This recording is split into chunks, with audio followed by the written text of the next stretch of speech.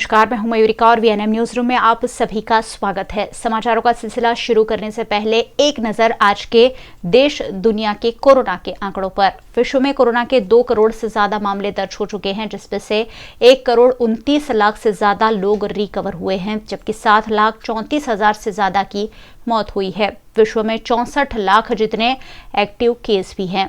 बात अगर हिंदुस्तान की जाए तो देश में कोरोना संक्रमितों की संख्या 22,75,000 को पार कर गई है, जिसमें से 15,36,000 से ज्यादा संक्रमित रिकवर हुए हैं और 6,36,000 से ज्यादा एक्टिव केस हैं, जबकि 45,000 से ज्यादा लोगों की मौत भी हुई है।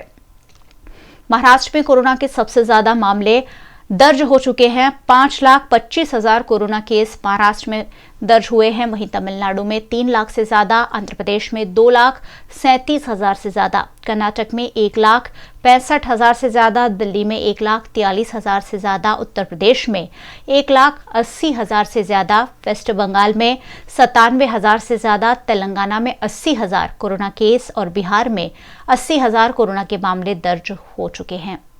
गुजरात में कोरोना पॉजिटिव की संख्या 72,000 के आंकड़े को पार कर गई है, जिसमें से 55,000 से ज्यादा लोग रिकवर हुए हैं, 15,000 से ज्यादा एक्टिव केस हैं, जबकि 2650 से ज्यादा लोगों की मौत भी हुई है। और आइए अब नजर डालते हैं वीएनएम हेडलाइंस पर।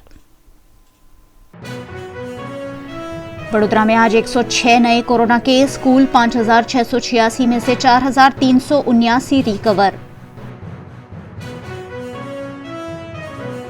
शहर में बरसात के साथ ही गड्ढों की भी बौछार, शहर के कई इलाके बने गड्ढों के गवाह। और शहर में गणेश महोत्सव, ताजिया जुलूस समेत के कई त्योहारों पर लगी पाबंदियां, जिला प्रशासन ने जारी किया परिपत्र।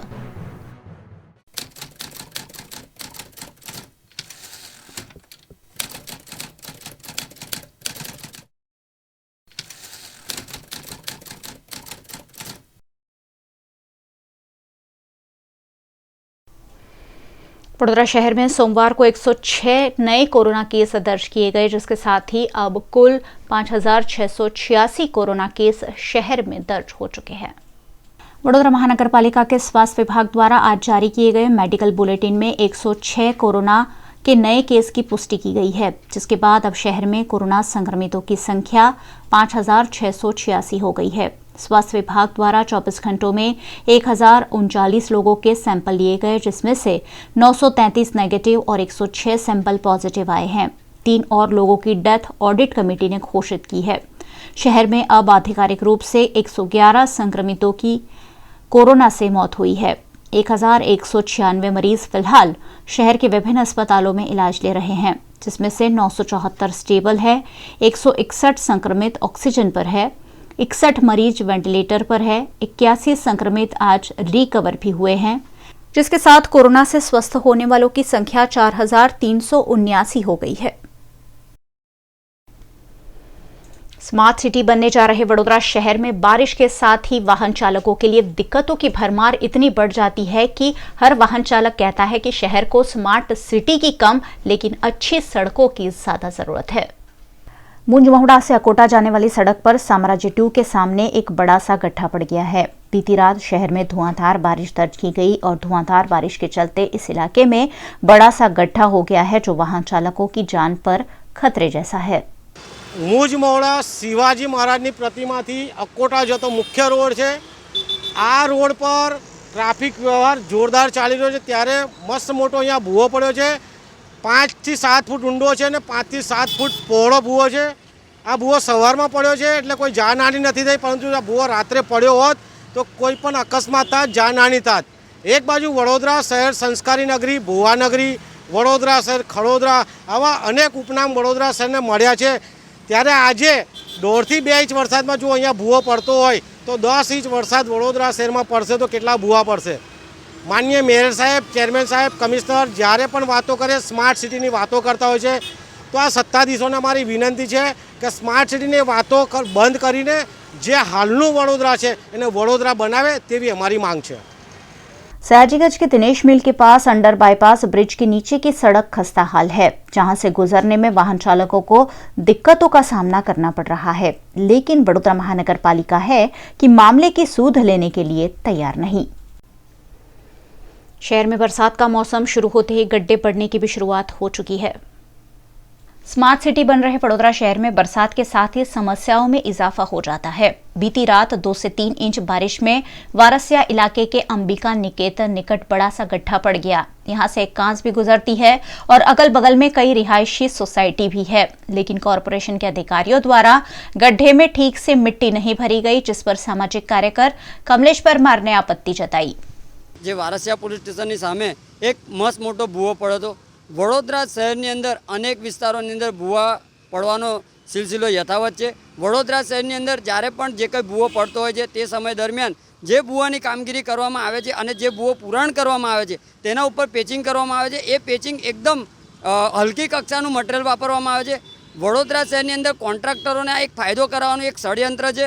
બીજી બાજુ આ જે વારસિયા વિસ્તાર છે ત્યાં આગળ એક કાંસ છે, કાંસની બાજુની અંદર જે ભૂવો પડ્યો છે, પરંતુ આ ભૂવો કેવી રીતે પડ્યો છે અને જે ભૂવાની અંદર જે પાણી અત્યારે આવી રહ્યું છે તે પણ ચેક કરવામાં નથી આવ્યું અને આ ભૂવાની અંદર હલકી ગુણવત્તાનું જે મટીરિયલ વાપરી અને આ ભૂવો તાત્કાલિક બંધ કરવામાં આવ્યો। એટલે વડોદરા મહાનગર સેવા સદનના કમિશનર સાહેબ, ચેરમેન સાહેબ અને મેયરશ્રીને અમારી એક રજૂઆત છે કે વડોદરા શહેરમાં જેટલા પણ ભૂવા પડે છે ત્યાં આગળ તમે સ્થળને તપાસ કરો અને એની શું કામગીરી કરી છે અને કયું મટીરિયલ વાપરવામાં આવે છે તેની તમામ પૂરેપૂરી માહિતી ચકાસણી કરવી જોઈએ તેવી અમારી એક માંગ છે। वहीं लालबाग ब्रिज के नीचे पानी की पाइपलाइन से रिसाव हो रहा है, जिसकी मरम्मत के लिए गड्ढा खोदा गया था।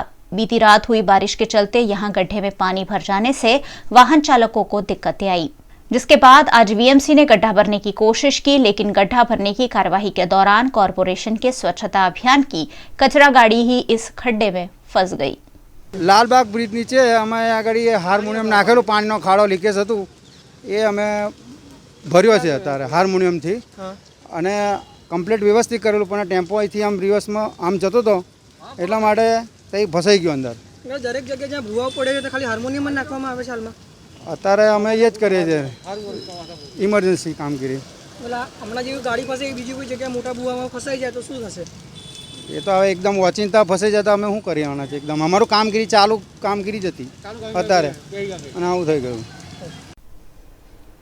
बढ़ रहे कोरोना संक्रमण को रोकने के लिए गणेश महोत्सव, ताजिया और जन्माष्टमी जैसे बड़े पर्वों पर सार्वजनिक रूप से बड़े आयोजन पर सरकार ने रोक लगाई है, जिस पर सिटी पुलिस ने अग्रणियों के साथ बैठक की। देश दुनिया के साथ साथ गुजरात राज्य और वडोदरा शहर में भी लगातार कोरोना का संक्रमण बढ़ रहा है। ऐसे में राज्य सरकार ने अगस्त महीने में आ रहे सभी बड़े त्योहारों को रद्द कर दिया है, जिसमें गणेश महोत्सव, ताजिया जुलूस और जन्माष्टमी जैसे बड़े पर्व भी शामिल है। इस मुद्दे सिटी पुलिस स्टेशन में हिंदू और मुस्लिम समाज के अग्रणियों के साथ पुलिस विभाग द्वारा बैठक करते हुए उन्हें मामले की गंभीरता से अवगत कराया गया। આજરોજની મિટિંગ આવનાર જે ઉત્સવો છે વડોદરા શહેરના એને અનુલક્ષીને આજે સિટી પોલીસ સ્ટેશનના એસીપી સાહેબ શ્રી રાઠોડ સાહેબ અને વીઆર વાણિયા સાહેબ જે પીઆઈ શ્રી છે તેઓ એક મિટિંગ બોલાવી હતી। ત્યાં આગળ તાજિયા કમિટીના અને ગણેશ મંડળોના આયોજકોને ભેગા કરેલા હતા। એક 7 તારીખે કે 8 તારીખે એક જાહેરનામું બહાર પડ્યું છે રાજ્યપાલ શ્રી દ્વારા અને એનો કડકપણે અમલ કરવામાં આવશે એવી અમને અહીંયા અત્રે સિટી પોલીસ સ્ટેશન ખાતે જાણ કરવાની અંદર આવી છે। મારી રજૂઆત અમે કરી છે, પણ સાહેબે એવું જ કીધું છે કે આપણે જે 1 ફૂટનો જે પરિપત્ર છે એના જ હિસાબે આપણે આ ગણેશોત્સવનું આયોજન કરવાનું છે, એની અંદર કોઈ પણ બાંધછોડ ચાલે નહીં। હવે તમે શું પગલાં લેશો? વડોદરા શહેરના ગણેશ મંડળ શું કરી શકીએ આની અંદર? રાજ્યપાલ સરકારશ્રીનો આદેશ છે। આ ગુજરાત સરકાર જે છે ગુજરાત સરકાર દ્વારા આદેશ કરવાની અંદર આવ્યો છે, એની અંદર અમે તો કંઈ કરી નથી શકતા ને। સરકારનો પરિપત્ર દેખાડ્યો છે અને સરકારના પરિપત્રના અંદર સ્પષ્ટ કહેવામાં આવ્યું છે કે આ વર્ષેના બંને તહેવારો મનાવવામાં નહીં આવે, મનાવવાના પણ જુલુસના રૂપમાં નહીં આવે। મૂર્તિ અને ગણેશજીની મૂર્તિ અને તાજિયા એની સાઇઝ નિર્ણય કરવામાં આવી છે, એ સાઇઝના હિસાબે આગળ તહેવાર મનાવવા। અમે સરકારનું જે નિર્ણય છે એ નિર્ણયને અમે ફોલો કરીશું અને બને ત્યાં સુધી અમારા બધા જ સમાજને જાણ કરીશું કે ભાઈ તાજિયા શાંતિથી અને ઘરે મનાવવાનો છે। 9મા ચાને કતલની રાત્રે કાઢવાના નથી અને 10મા ચાને એટલે વિસર્જનના દિવસે એ તાજિયા બહાર કાઢવાના નથી। પાણી લાવીને તળાવમાંથી ત્યાં જ જગ્યા પર જ પાણી છાંટીને રહેવા દેવાના, કપડું ઉડાવી દેવાનું અને પછી આપણે જે નિર્ણય લે એવું 11મા ચાને કરીશું. ગુજરાત સરકારનું જાહેરનામું છે એમાં જે પ્રતિબંધો નાખેલા છે એ જાહેરનામાની વિસ્તૃત જાણકારી અત્યારે આપવામાં આવેલી છે. અને એ તહેવારોની અંદર જન્માષ્ટમીનો તહેવાર પણ છે, પર્યુષણનો તહેવાર છે, તરણેતરના મેળાનો તહેવાર છે, ગણેશ મહોત્સવ છે, રામાપીરનો મેળાનો તહેવાર છે અને ભાદરવી પૂનમનો મેળો છે અને મોહરમનો તહેવાર છે. એના અન્વયે અત્યારની જે મહામારી જે છે કોરોનાની, એમાં આ તહેવારોમાં જાહેરમાં ઉજવણી, શોભાયાત્રા, મેળાઓ, પગપાળા યાત્રા, પદયાત્રિકો માટેના સેવા કેમ્પો, તાજિયાના જુલુસ, વિસર્જન યાત્રા, સરઘસ અને શોભાયાત્રા જેવી પ્રવૃત્તિઓમાં મોટી સંખ્યામાં લોકો એકત્રિત થવાના અને તેનો કારણે સોશિયલ ડિસ્ટન્સિંગનો ભય થવાનું અને કોરોનાનું સંક્રમણ વધવાની શક્યતા રહેલ હોય, જેથી આરોગ્યની જાળવણી અર્થે ઉપરોક્ત તમામ પ્રવૃત્તિઓ પર પ્રતિબંધ મૂકતો રાજ્ય સરકારે રાજ્યપાલશ્રીના હુકમથી આ જાહેર હુકમ કરેલો છે. એ જાહેર હુકમની જાણકારી આ તહેવારો ઉજવનાર તમામને અત્રે બોલાવી અને એને કરવામાં આવેલી છે અને એની અમે પૂરતી जानकारी આપેલી છે. शहर के अर्बन हेल्थ सेंटर में किस तरह संदिग्ध कोरोना मरीजों का टेस्ट होता है और बाद में कैसे उनका ट्रीटमेंट होता है, उसकी जानकारी वीएनएम टीम ने ली दिवालीपुरा अर्बन हेल्थ सेंटर से। शहर में लगातार बढ़ रहे कोरोना केस को रोकने के लिए बीएमसी के स्वास्थ्य विभाग ने धन्वंतरी रथ शुरू किए हैं। साथ ही स्वास्थ्य विभाग के कर्मचारी घर घर जाकर लोगों के स्वास्थ्य का सर्वे भी कर रहे हैं। इस दौरान जो भी नागरिक किसी बीमारी से पीड़ित हो या उनमें कोरोना के कोई संदिग्ध लक्षण देखे जाएं, उन्हें नजदीक के अर्बन हेल्थ सेंटर भेजकर रैपिड टेस्ट कराया जाता है और अगर वो कोरोना पॉजिटिव आए तो उनको वहीं दवाई देकर होम क्वारंटाइन या फिर जरूरत पड़ने पर अस्पताल इलाज हेतु भेजा जाता है। इस पूरी प्रक्रिया का जायजा लेने वीएनएम की टीम दिवालीपुरा के अर्बन हेल्थ सेंटर पहुंची, जहां संदिग्ध मरीजों के रैपिड टेस्ट और उनके पॉजिटिव आने पर किस तरह की ट्रीटमेंट होती है, इस पूरी प्रक्रिया की जानकारी दिवालीपुरा के अर्बन हेल्थ सेंटर के डॉक्टर ने वीएनएम टीम को दी। कॉरपोरेशन में रैपिड टेस्टिंग 6 तारीख से शुरू करने में आई है, इस महीने की 6 तारीख से, जिसमें हमारे सर्वे दरमियान जितने भी हमें सिम्टोमेटिक पेशेंट मिलते हैं उन सभी को एडवाइस दी जाती है कि यहाँ पे आके टेस्टिंग कराएं। दूसरा, हमारी ओपीडी के अंदर जितने भी सिम्टोमेटिक पेशेंट आते हैं उन सभी का हम टेस्टिंग करते हैं। थर्ड, धन्वंतरी रथ से जितने लोग हमें सिम्टोमेटिक पेशेंट मिलते हैं उनका यहाँ पे टेस्टिंग किया जाता है। अदर और कोई सोर्स से या तो प्राइवेट हॉस्पिटल के सोर्स से अगर कोई यहाँ पे सिम्टोमेटिक पेशेंट यहाँ टेस्टिंग कराना चाहता है तो उसको यहाँ पे मोबिलाइज करके उसका रैपिड किट से एंटीजन टेस्टिंग किया जा रहा है। एक बार यहाँ पे जो पेशेंट आता है तो उसका सैंपल लेते हैं, सैंपल लेके उसका टेस्ट रन किया जाता है। टेस्ट रन करने का मैक्सिमम टाइम 30 मिनट होता है। सैंपल कलेक्शन और इसके अंदर अराउंड 5 to 10 मिनट लगते हैं। हम पेशेंट को within 1 hour report hand over कर देते हैं, क्योंकि नेगेटिव डिक्लेयर करने के लिए हमें 30 मिनट की ज़रूरत होती है। जो भी पेशेंट सिम्टोमेटिक होता है और अगर वो नेगेटिव आया है तो उसको उसके प्रिस्क्रिप्शन के अनुसार दवाई दी जाती है। लेकिन जो पेशेंट पॉजिटिव आया है तो अगर वो ज़्यादा उसको प्रॉब्लम है तो उसको हम हॉस्पिटल में एडमिशन की एडवाइस देते हैं, और अगर उसको ज़्यादा प्रॉब्लम नहीं है तो हम उसको होम आइसोलेशन की एडवाइस देते हैं। साथ साथ में यहाँ पे जब उसका रिपोर्ट हैंड ओवर करते हैं उसी समय उसको मेडिसिन प्रिस्क्राइब की जाती है और यहाँ से मेडिसिन दी भी जाती है। सबसे पहले तो रैपिड टेस्ट में सैम्पलिंग होता है, पहला स्टेप। तो सैम्पलिंग के टाइम पहले हम पूरा हमारा किट और सब प्रिपेयर कर लेते हैं और फिर बाद में हम पीपीई पहन के पहले हम सैम्पलिंग करते हैं और सैम्पलिंग करने के बाद हम ये रैपिड टेस्ट परफॉर्म करते हैं। किस तरह की हालत होती है जो आधा घंटा कच्चा पहन? हाँ, 1-2 घंटा तो हो ही जाता है, क्योंकि टेस्ट का टाइमिंग भी 30 मिनट्स तक हमको टेस्ट रन करने के बाद 30 मिनट्स रिज़ल्ट के लिए हमको वेट करना पड़ता है। और पेशेंट्स भी ऐसे नहीं कि चलो एक आया और दूसरा बाद में तुरंत आ गया, हमको पेशेंट के लिए भी वेट करना पड़ता है। तो हालत तो बहुत ही, अभी गर्मी भी इतनी है तो हालत तो बहुत ही ख़राब हो जाती है। वडोदरा शहर में पूरे राज्य का सबसे लंबा फ्लाईओवर ब्रिज बन रहा है, लेकिन बड़े पैमाने पर इस ब्रिज का काम तो शुरू कर दिया गया है, लेकिन सरकार की ओर से ग्रांट नहीं मिलने की वजह से काम लगातार खटाई में पड़ रहा है। शहर को स्मार्ट सिटी बनाने के लिए शहर में बड़े बड़े काम हाथ में तो ले लिए गए हैं, लेकिन करोड़ों रुपए के इन विकास कार्यों को पूरा करने के लिए वडोदरा महानगर पालिका के पास ग्रांट नहीं होने से विकास कार्यों की गति धीमी पड़ गई है। शहर में ट्रैफिक जैम की समस्या कम करने के लिए 223 करोड़ के खर्च से गुजरात का सबसे लंबा फ्लाईओवर शहर में निर्माणाधीन है। 18.30 मीटर चौड़े इस ब्रिज का निर्माण कार्य 18 अक्टूबर 2017 को रंजीत बिल्डकॉम को सौंपा गया था। 223 करोड़ में से 76 करोड़ रुपए तो राज्य सरकार ने दिए हैं, लेकिन अब ज्यादा फंड आवंटित नहीं किया गया होने की वजह से निर्माण में दिक्कतें आ रही है। फिलहाल राज्य सरकार द्वारा नए ब्रिज निर्माण के लिए 25 करोड़ आवंटित किए गए हैं, लेकिन जो ब्रिज निर्माणाधीन है उसके लिए फंड नहीं दिए जाने से कांग्रेस अध्यक्ष प्रशांत पटेल ने सरकार की मंशा पर सवाल उठाए। बड़ौदा शहर का एक ब्रिज मिला था, 3.5 किलोमीटर लंबा, वो सबसे बड़ा ब्रिज है, गेड़ा सर्कल से मनीषा तक का। वो ब्रिज अभी सरकार की ग्रांट के लिए काम बहुत स्लो चल रहा है, क्या कहना चाहोगे इसमें? काम इसलिए स्लो चल रहा होगा कि किसी को पैसा नहीं मिला होगा, क्योंकि जो भी डेवलपमेंट की बात आती है उसमें तो कट की ज़्यादा हो जाती है। जो एक्चुअल जो ब्रिज की कॉस्ट है वो कॉस्ट के हिसाब से तो लोगों को टेंडर नहीं दिया जा सकता, नहीं देते ये लोग जो हम समझ लो कि एक ब्रिज है वो 150 करोड़ में तैयार होता है, तो वही ब्रिज की कॉस्टिंग 200-250 करोड़ हो जाती है। तो मुझे तो लगता है कि ये पैसों की बात होगी, क्योंकि आप एक तरफ बड़ौदा शहर में स्मार्ट सिटी बना की बात करते हो, और रही बात ब्रिज की, तो एक्चुअली इतना बड़ा ब्रिज की अभी तो ज़रूरत थी नहीं बड़ौदा शहर में। क्यों बनाया गया? उनकी सत्ता है, उनकी मेजोरिटी है, वो निर्णय लेते हैं। आज देखो ब्रिज ऐसा ही पड़ा है, इसलिए पड़ा है कि पैसों की बात होगी। जिनको कॉन्ट्रैक्ट दिया हो, कॉर्पोरेशन ने कमिटमेंट किया होगा, उनको पैसा नहीं मिला होगा। खास करके जो 76 करोड़ रुपया दिए है सरकार ने अभी तक, और दूसरे पैसे की डिमांड चल रही है, अभी तक वो सरकार ने मांग नहीं संतोषी, और सरकार ने कहा ये प्रपोजल। हाँ, तो वही अभी ब्रिज का काम बंद हो गया है, क्योंकि सरकार ने जो कमिटमेंट दिया होगा कॉन्ट्रैक्टर को पैसा देने के बाद वो नहीं दिया होगा, ब्रिज बंद है।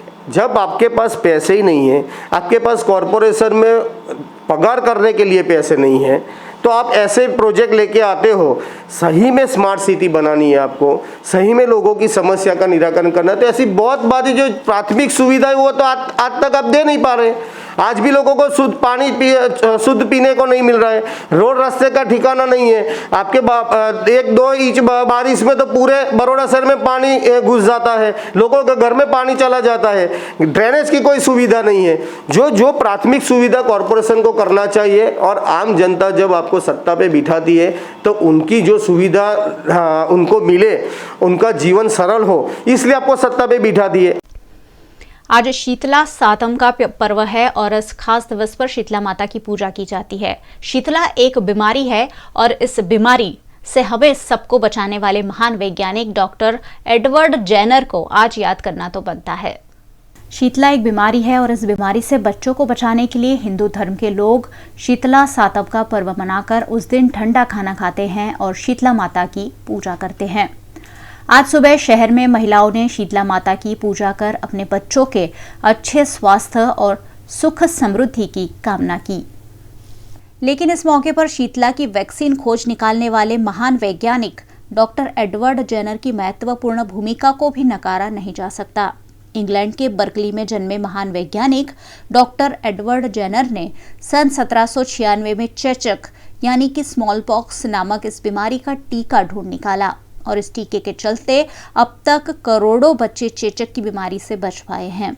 करोड़ों लोगों को शीतला की बीमारी से बचाने वाले एडवर्ड जेनर को भी आज शीतला माता के साथ साथ शत शत नमन करना तो बनता ही है।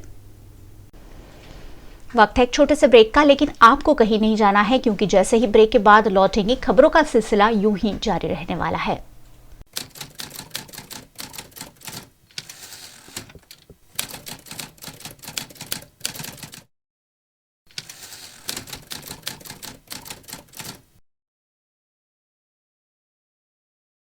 पारुल यूनिवर्सिटी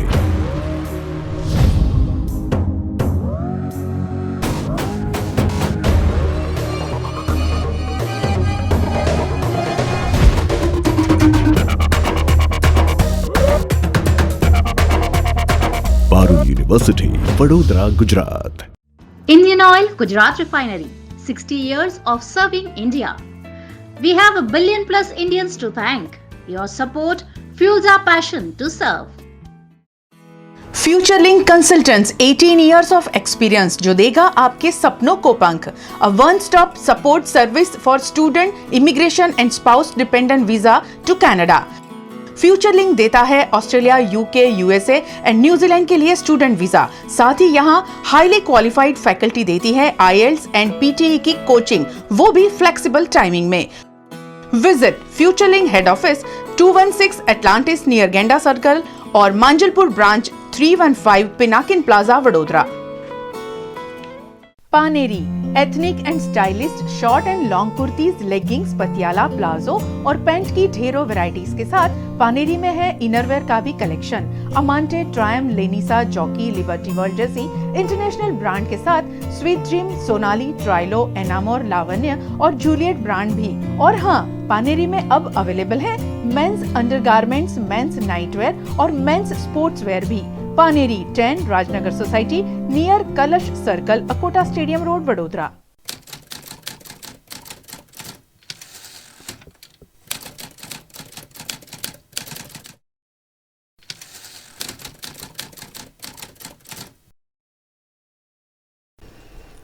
वडोदरा महानगर पालिका द्वारा शहर के विभिन्न इलाकों से पकड़ी हुई गायों को दयनीय स्थिति में रखा जाता है। ना उन्हें ठीक से खाना पानी मिलता है और ना ही ये गाय वहां सुरक्षित है। आइए देखते हैं एक खास रिपोर्ट। बीएमसी द्वारा सड़कों पर घूम रही गायों को पकड़ पर पांजरापोड़ में रख दिया जाता है। लालबाग ब्रिज निकट कॉरपोरेशन संचालित 2 पांजरापोड़ है, जहां शहर के अलग अलग इलाकों से लाए गए पशुओं को रखा जाता है। लेकिन यहां पशुओं को रखने की सुचारू व्यवस्था नहीं होने की वजह से कई पशु बीमार है। ना उन्हें अच्छा खाना मिल रहा है और ना ही उनकी देखभाल की जा रही है। ऐसे में मालधारी समाज के लोग मामले पर आपत्ति जता रहे हैं। वडोदरा महानगर सेवा सदन द्वारा जो गाय पकड़ने में आ रही है, उस गाय को यहाँ लालबाग के पास एक ढोर डब्बा है, वहाँ पर लाया जाता है। लेकिन यहाँ पर आप परिस्थिति देखेंगे कि जिस तरह ये गाय के लिए कोई किसी भी प्रकार का यहाँ शेड नहीं लगाया हुआ है और बारिश में यही गाय भीग रही है। जो और दूसरी बात की जाए कि यहाँ पर गायों को जो खाना दिया जाता है वो भी एक बराबर नहीं दिया जाता है।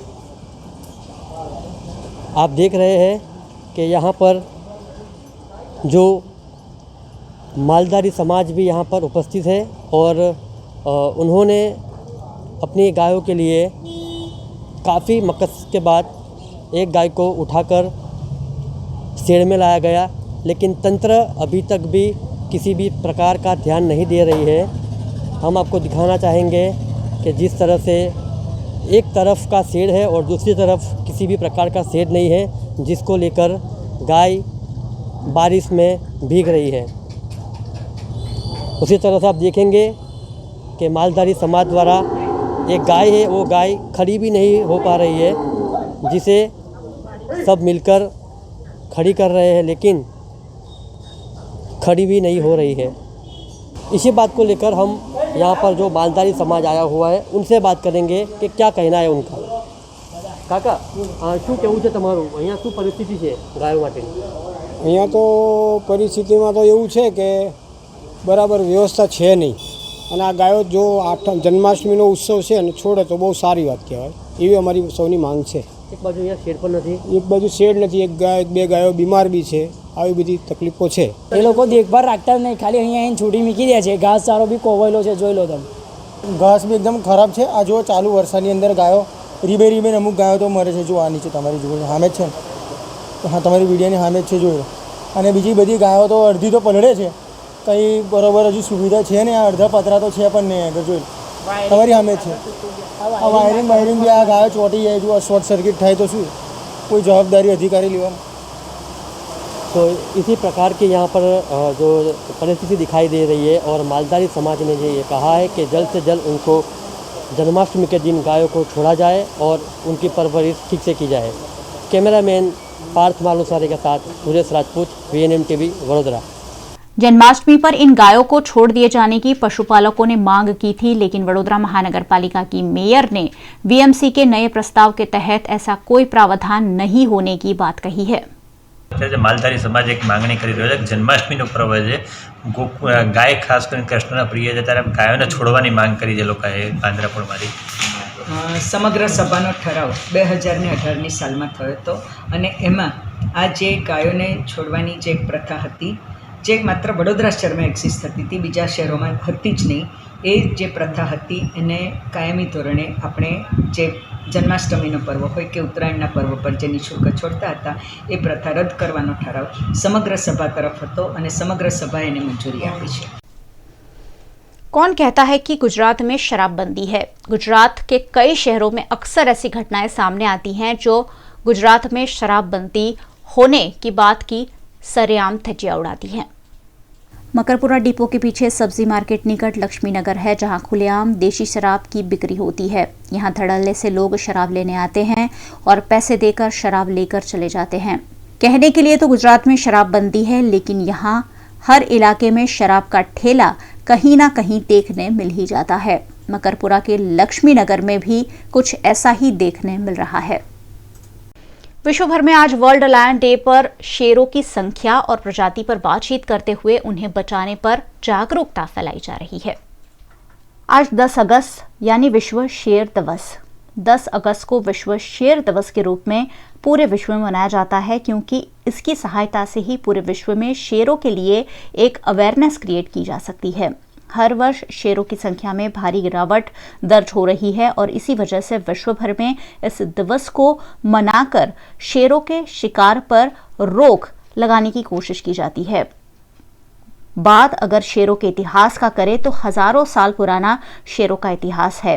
करीब 10,000 साल पहले पृथ्वी पर इंसानों के बाद सबसे ज्यादा जीवित प्राणी की प्रजाति में शेरों का ही नाम आता है।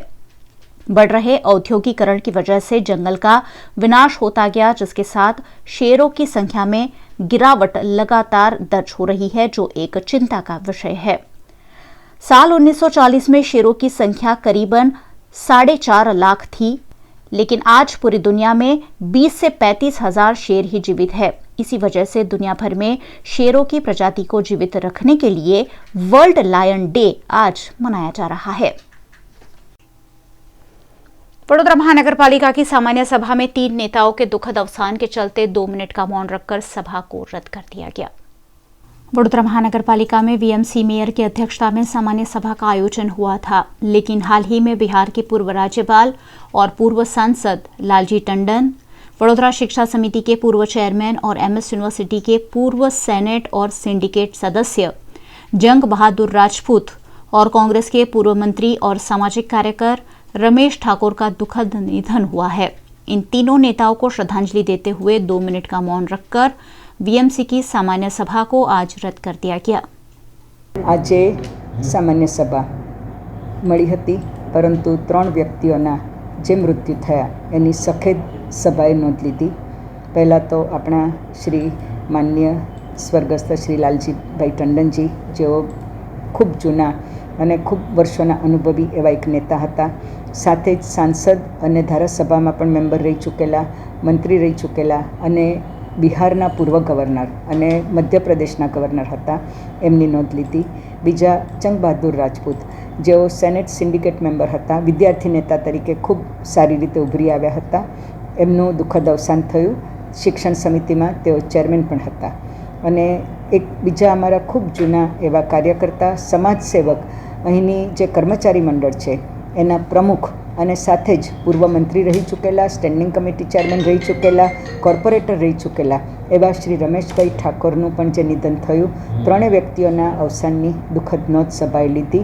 સભા મુલતવી રાખી અને 13/8/2020ના દિવસે આજ સભા ફરીથી જે જુલાઈ માસનો એજન્ડા એ સાંજે 5 વાગે મળવા પર મુલતવી રાખી. मकरपुरा गांव के कई इलाकों में स्थानीय निवासी बुनियादी सुविधाओं के अभाव से परेशान हैं और प्रशासन के खिलाफ अपना रोष जता रहे हैं।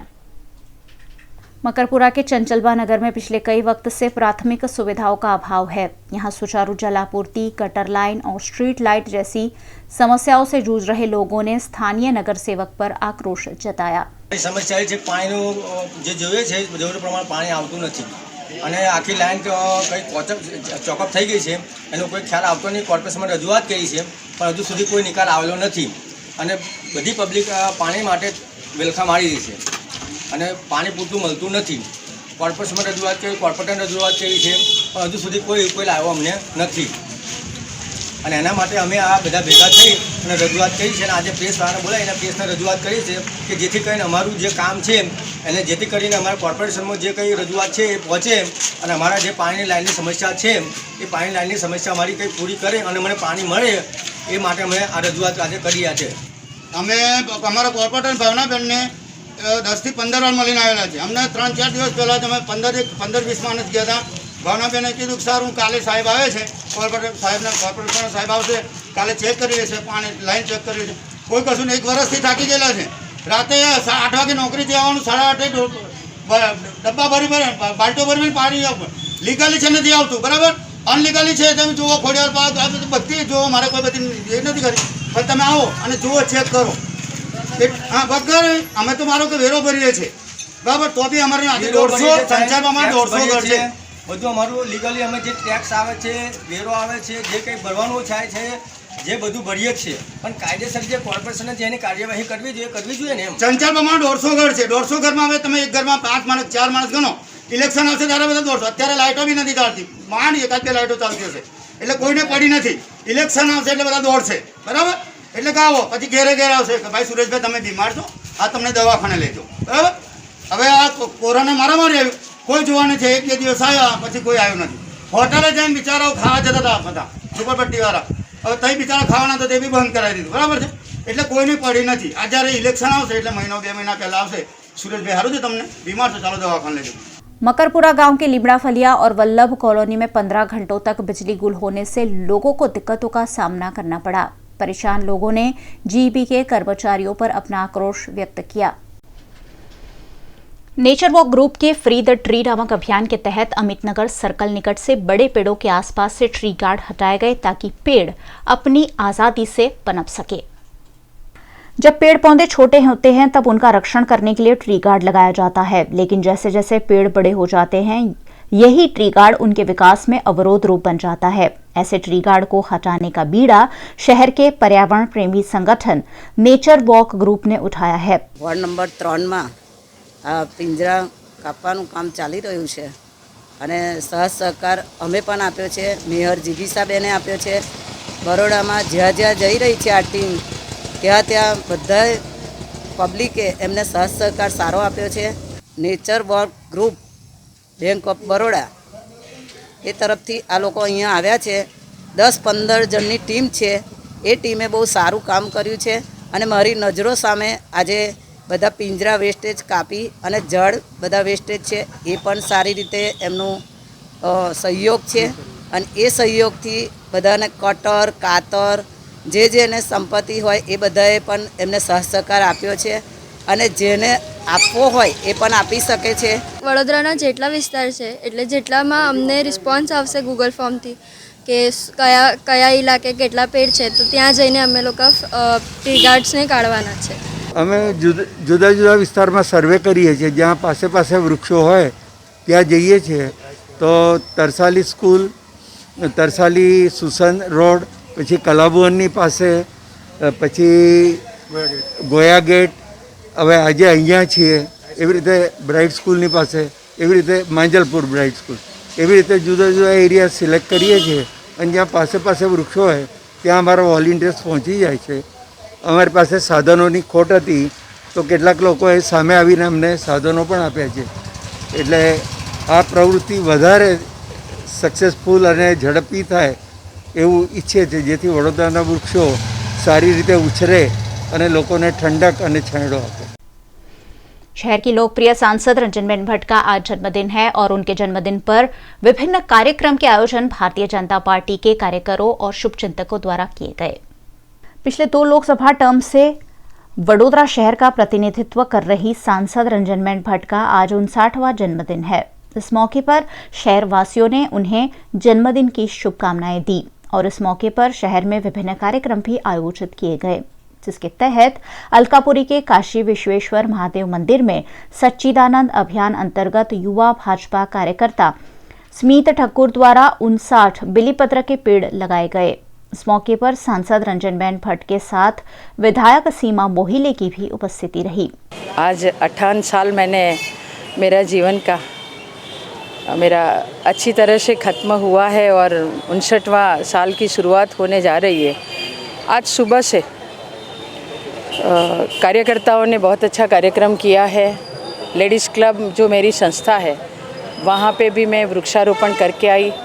आज हमारी जो स्मित की सच्चिदानंद अभियान ग्रुप है, स्मित हमारे युवा मोर्चा का महामंत्री भी है, उनकी ओर से ये काशी विश्वेश्वर महादेव मंदिर के यहाँ पे 59 बिल्ली के पेड़ का वृक्षारोपण किया है। और भोले बाबा आज सोमवार भी है, श्रावण महीना का सोमवार है, और बिल्ली का पेड़ का वृक्ष मुझे लगाना ये मेरे सौभाग्य की बात है। और भगवान भोले बाबा की हम सब के ऊपर कृपा रहे और हम प्रार्थना करते हैं कि ये जो कोरोना महामारी है वो जल्द से जल्द ये विश्व से नाबूद हो जाए और हम सब अच्छी तरह से जीवन जीने लगे।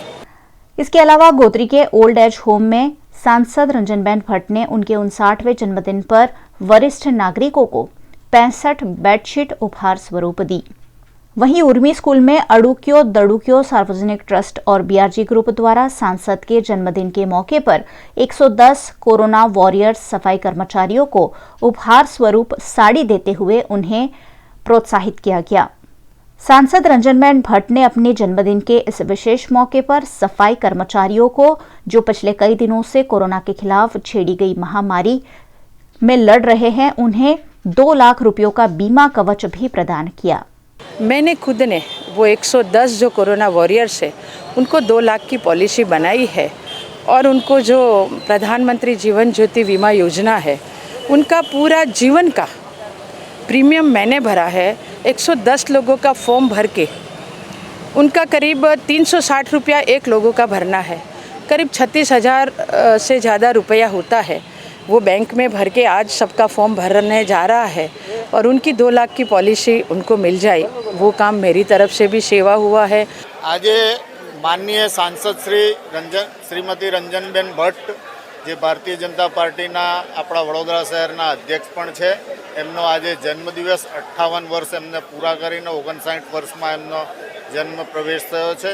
એ ઉપલક્ષમાં આજે ઉર્મી સ્કૂલ ખાતે બીઆરજી ગ્રુપ તથા અડુક્યો દડુક્યો ટ્રસ્ટના સહયોગથી કોરોના વોરિયર્સ જે સફાઈ કર્મચારીઓ છે એમને સાડી આપીને સન્માન કરવાનો કાર્યક્રમ અડુક્યો દડુક્યો ટ્રસ્ટ દ્વારા રાખવામાં આવ્યો છે બીઆરજીના સહયોગથી। पंचमहाल जिला के जांबूखोड़ा में धुआंधार बारिश से घर धराशायी होने से 3 लोगों की मौत हुई है, जबकि एक व्यक्ति गंभीर रूप से घायल भी हुआ है। पंचमहाल जिला के जांबूखोड़ा तालुका के कंजीपानी गांव में बारिश के चलते अचानक एक मकान धराशायी हो गया, जिससे मकान में सो रहे 4 लोग मलबे में दब गए। इन 4 में से 3 लोगों की मौके पर ही मौत हो गई, जबकि एक युवक की स्थिति गंभीर है। एक ही परिवार के 3 सदस्यों की मौत से गांव में हड़कंप मच गया है। घटना की जानकारी पाकर प्रांत अधिकारी, मामलतदार और तालुका विकास अधिकारी मौके पर पहुंचे। जांबूखोड़ा तालुकाना कंजीपानी गामे भारे वरसादथी गई रात्रे એટલે કે આજે સવારમાં સરદાર આવાસ હેઠળનું મકાન સ્લેબ સાથે પડી ગયેલ છે, જેમાં 4 માણસો દબાતા 3 માણસો સ્થળ પર જ મરણ થયેલ છે। એકને ઈજા થયેલ છે, ઈજા થયેલને સારવાર હેઠળ છે અને એને સ્થળ સ્થિતિની અમારી ટીમથી તપાસણી કરાવેલી છે। નિયમ અનુસારની ચકાસણી સહાય ચૂકવણી કરવા માટે અમારી કાર્યવાહી ચાલુમાં છે। હવે આ કાલના અતિ ભારે વરસાદના કારણે કંજીપાણી ગામે જે મકાન રડતાભાઈ બચુભાઈનું ધારાશાયી થયેલ છે તેમાં 3 વ્યક્તિઓને મોત નીપજ્યા છે। તેમાં એક કાકી છે 60 વર્ષના છે, રડતાભાઈ બચુભાઈ જે 35 વર્ષની જેટલી ઉંમર થાય છે અને છોકરો 4 વર્ષનો છે। હવે સવારે અમને ગામ લોકોને ખબર પડતા અમે જે તે જગ્યા પર ગયા, મકાન પડેલું હતું પરંતુ એક વ્યક્તિ જીવિત દબાયેલો હતો, એને બહાર કાઢ્યો અને બીજા વ્યક્તિઓને શોધખોળ કરતા તેઓ મરણ થયેલા જોવા મળ્યા, જેથી અમે તાત્કાલિક 108ને ફોન કરી અને જીવિત વ્યક્તિને દવાખાને સારવાર માટે લઈ જવાની વ્યવસ્થા કરી। गई काले वरसाद वधार हतो, रात्रे दीवाल पड़ी, मकान आखू पड़ू अने नीचे दबाई गया। एम 3 जन रड़ता भाई अने पेला छोकरानी विष्णु अने डैलीबेन 3 जनना मौत ने रमेश जीवतो छे। राजपीपला के सिविल अस्पताल में स्वास्थ्य सुविधाओं की कमी के चलते भाजपा के युवा नेता और सरपंच परिषद के अध्यक्ष ने अस्पताल प्रबंधन पर गंभीर आरोप लगाए हैं। नर्मदा जिला के राजपीपला के सिविल अस्पताल में सुविधाओं का अभाव है। यहां सुविधाओं की कमी होने की बात भाजपा के युवा नेता और सरपंच परिषद के अध्यक्ष निरंजन वसावा खुद कबूल कर रहे हैं। उन्होंने सोशल मीडिया में एक वीडियो वायरल करते हुए स्वास्थ्य सेवाओं के प्रति बरती जा रही लापरवाही पर सवाल उठाए हैं।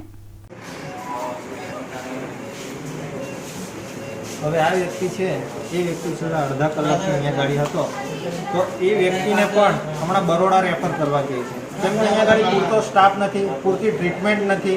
હે તો અહીંયા ગાડી જે નેતાઓ છે એ નેતાઓ હું અહીંયા ગાડી ભાજી મૂડા કરે છે અહીંયા, હા, અને જે અહીંયા અહીંનું સરકારી પ્રશાસન છે તે શું કરે છે? ડૉક્ટરશ્રીઓએ ઘણી બધી રજૂઆત કરી ઉપલા લેવલે, અહીંયા ગાડી બીજા ઘણા બધા લોકોએ રજૂઆત કરી, બરાબર, તેમ છતાં અહીંયા ગાડી એક નર્મદા જિલ્લો ટ્રાઇબલ એરિયો છે, આ જિલ્લાને કોઈ પણ અહીંયા ગાડી દેખરેખ સરકારી ડિપાર્ટમેન્ટમાં છે નથી। અત્યારે એક પેશન્ટ હમણાં બહાર ઊભો છે એ દવા પીધેલો છે, બરાબર, એવા ઘણા બધા પેશન્ટો આવે છે પણ એક જ ડૉક્ટર હોવાના કારણે એ ડૉક્ટર ક્યાં જાય? એક ડૉક્ટરના માથે અહીંયા ગાડી આખા નર્મદા જિલ્લાની અને ભરૂચ જિલ્લાના જે નજીકનો વિસ્તાર છે એ બધા લોકો અહીંયા સિવિલ હોસ્પિટલ રાજપીપળામાં આવે છે। હે અહીંયા ગાડી પૂરતી ટ્રીટમેન્ટ ન હોવાના કારણે આ વ્યક્તિની નસ ફાટી ગયેલી છે। પેલો વ્યક્તિ છે એને લોહીની ઉલટીઓ થાય છે। અહીંયા ગાડી અંદર જે વ્યક્તિ છે એને એક્સિડન્ટ થઈ ગયું છે, ગાડી આખી કેળાની પલટી ખાઈ ગઈ છે, બરાબર, તેમ છતાં અહીંયા ગાડી પૂરતી વ્યવસ્થા ના હોવાના કારણે આ લોકોને અહીંથી બરોડા રેફર કરવા પડે છે। દરેક સરકારી પ્રશાસનને નમ્ર વિનંતી છે કે તમે અહીંયા ગાડી દેખરેખ રાખો, બરાબર। અહીંયા આપણું નર્મદા જિલ્લાનું મીડિયા પણ શું કરે છે? હે તમે બીજા પ્રશ્નો ઉઠાવો છો।